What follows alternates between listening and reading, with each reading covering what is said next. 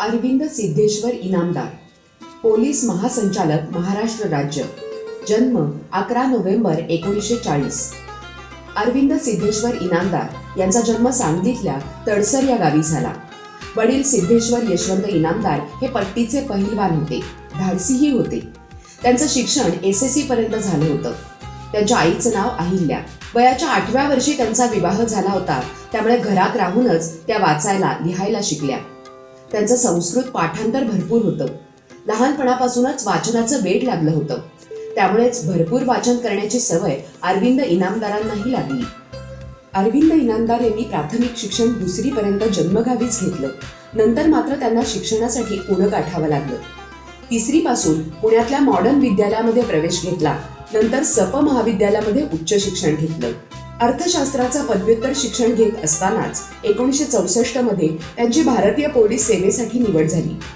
1976 मध्ये नागपूर येथील गुन्हे विभागाचे पोलीस उपायुक्त असताना त्यांनी नक्षलवादी चळवळीचा कुप्रसिद्ध म्होरक्या कोडापल्ली सीतारामय्या याला बेड्या ठोकल्या.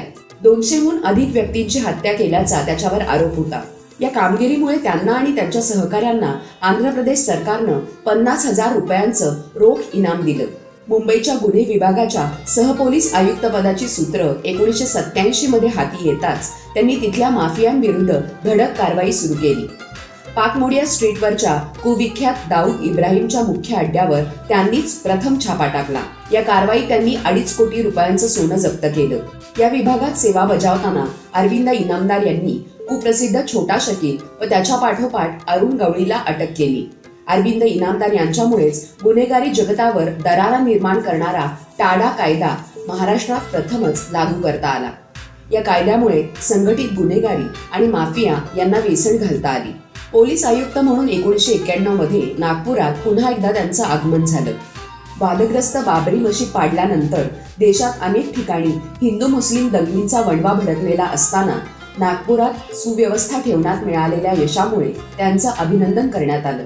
जळगाव परभणी सेक्स स्कॅन्डल त्यांनीच उजेडात आणलं. पोलीस महासंचालक पदावर असताना त्यांनी राज्यात वरिष्ठ पोलीस अधिकाऱ्यांची 22,000 पदं निर्माण केली.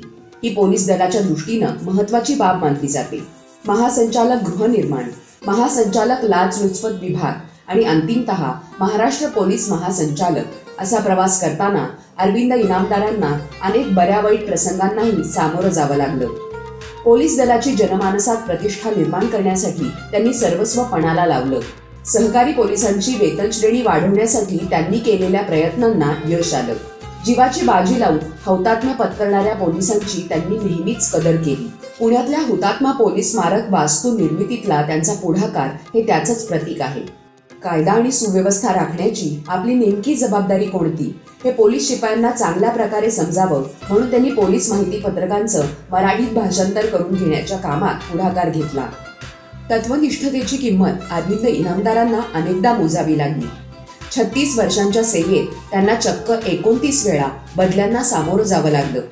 पण त्यांनी आपल्या प्रतिमेला आणि कर्तव्यनिष्ठतेला कधीही तडा जाऊ दिला नाही. अशा परिस्थितीतही बजावलेल्या प्रामाणिक आणि धाडसी सेवेमुळे त्यांना उल्लेखनीय व विशेष सेवेबाबतची 2 राष्ट्रपती पदकं सन्मानानं प्रदान करण्यात आली.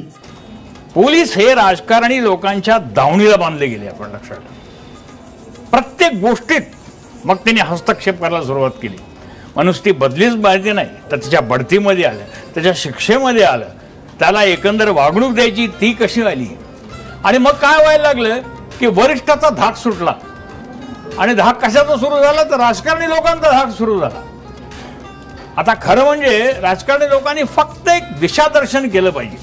बदली आणि नियुक्तीच्या वादातून सत्ताधाऱ्यांशी झालेल्या मतभेदांमुळे अरविंद इनामदारांनी सेवानिवृत्तीच्या निरोपाची प्रतीक्षा न करताच स्वाभिमानाने राजीनामा देण्याचा मार्ग स्वीकारला. अर्थातच यामुळे निवृत्तीनंतर मिळणाऱ्या सुमारे 10 ते 12 लाख रुपयांच्या लाभावर त्यांना पाणी सोडावं लागलं.